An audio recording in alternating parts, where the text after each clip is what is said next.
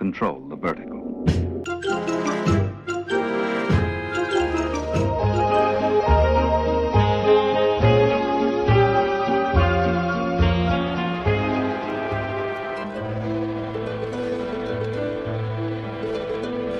Welcome to Anthologic, the TV anthology podcast. I am your host, Mark.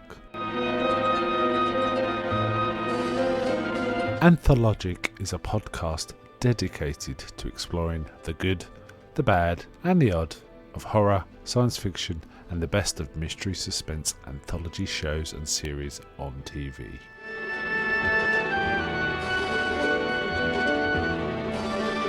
Join me as we slip through the cracks of reality to approach the extremes of experience, where we can peruse the stories and art of a sinister fairground of strange and wonderful rides. And now we go on to the show that is the focus of this particular episode.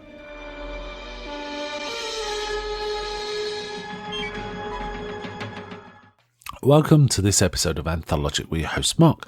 Today we're doing a slightly unusual one. I think it's slightly unusual anyway. It's an anthology series called Play for Tomorrow. Now, on the BBC and British television, there was a very, very long-running sort of anthology drama series. It ran from 1970 to 1984 on the BBC, where they had plays. There were some quite prestigious ones. Some of them even, I think, spun off into TV series of their own right, the more successful ones.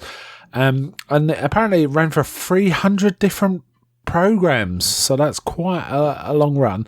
And I remember watching some of them, and they were always kind of interesting and sort of there was some decent drama there sometimes.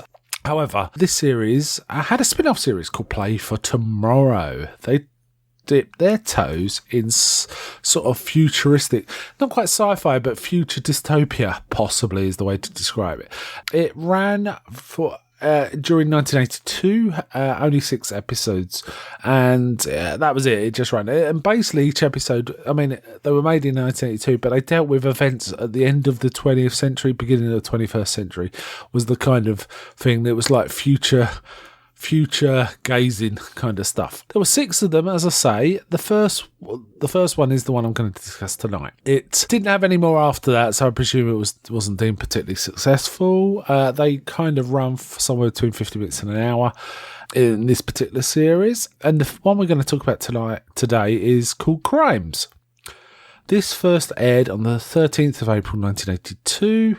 I'm not going to run through the director and writer, but I will say if you want to watch this after I've discussed it, and I don't know if you will, it is on YouTube. If you Google, at the minute anyway, Play for Tomorrow Crimes, sorry, not Google, you go on YouTube and type in Play for Tomorrow Crimes, it's there in 4 parts, 15-minute sections each, so the whole play is there in 4 parts. So you can dip in if you like. Interesting play, not particularly entertaining, but I couldn't fault the acting, I couldn't fault the writing. It was just a bit stagey and moribund. I think this was a cheap production. They really could only use a few sets, and it was, it showed its cheapness. Let's put it that way. Now, interestingly, it kind of almost falls into 4 parts. I'd already mentioned it's on YouTube in 4 parts. In there's quite long sections of talking heads, basically. One person talking to camera or looking off camera, but basically just monologuing about different things. So, for example, the first part is, and it starts with a man watching a TV screen, watching this woman talk. The character name of the woman is Jane, and she's just talking about how she killed her parents and how she's getting better and that she's getting treatment and how in modern society people like her need to be treated. It was kind of intriguing. And quite well delivered. The actress is very good here. The actress' name was Sylvestre Letouzel, and I did recognise her. And this is a particular blast for the past for anyone from the UK who is 40-50 may remember this. There was a very famous, quite funny advert on TV, which was kind of an inverse of Henry Higgins, where basically a posh girl, which was this actress, was being they were trying to teach us how to talk Cockney, essentially, and it was the water in Mallorca No, sorry, I'm not doing it right. The water in Majorca don't taste like what it ought. And she'd be like, the water in Mallorca. And she'd drink some beer. It was a beer advert, and she'd get it. And it was the beer that did it. It's kind of, that was a joke. Yeah, it's kind of a famous advert. And it was that actress. I recognised her, and yeah, it's kind of interesting. So the first part is really her delivering about how her treatment. And it's a framing story. There's a psychiatrist kind of working with people. And as it goes on, it's basically observing some of his patients, but as it goes on, you see more about society. So the second talking head is a man just talking about how he's sick of how everything's controlled, and he just wants a bit of, land he can sort of hang around that isn't controlled. He does even a useless bit of scrub would be better than the controlled gardens that you're prescribed. I think his name was Peter. Again, well delivered, well written, but 15-minute monologue. That's quite a lot, right? And then the third part is another chap talking about his neighbour who got arrested under the Anti-Terrorism Act or something because a policeman told her to go into her house and not come out, and she refused. She came out, and it was like a nice elderly lady, and he was just talking about her.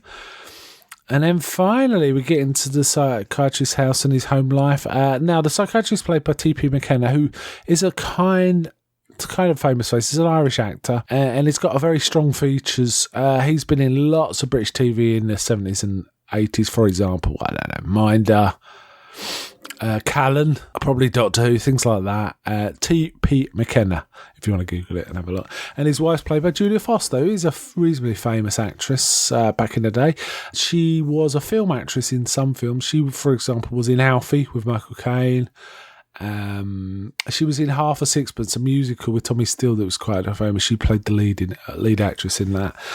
She's not bad. And again, there's some tussle about the home life. They're talking about, can we have this? What was it? I've forgotten his name, but there was like a friend of theirs join them, and kind of it's not clear what they're talking about. But then they watch a TV program, which turns into another talking head of basically how to build your own bunker. And this guy's going through matter of factly how to finish off the bunker, what to do if people try and break in. There's automatic machine guns and stuff like that.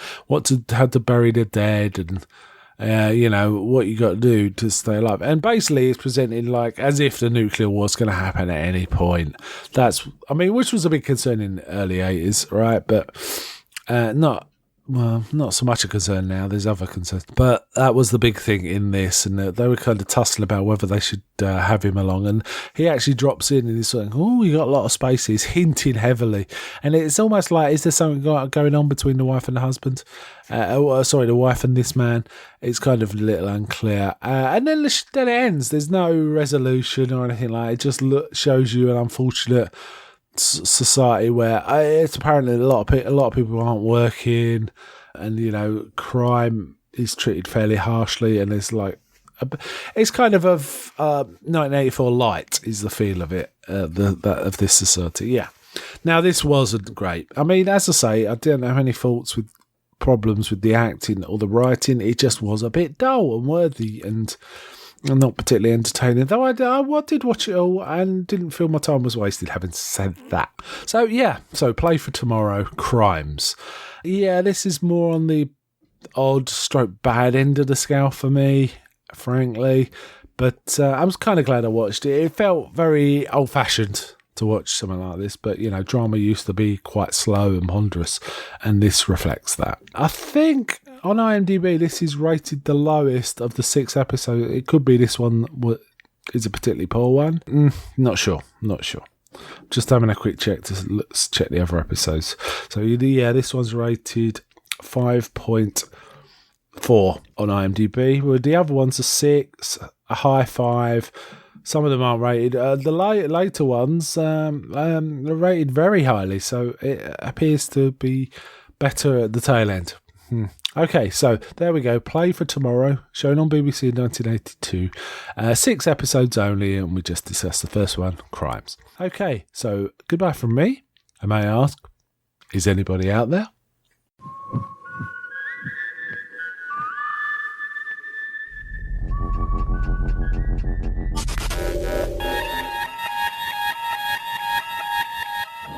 We We now return control of your television set to you until next week at this same time, when the control voice will take you to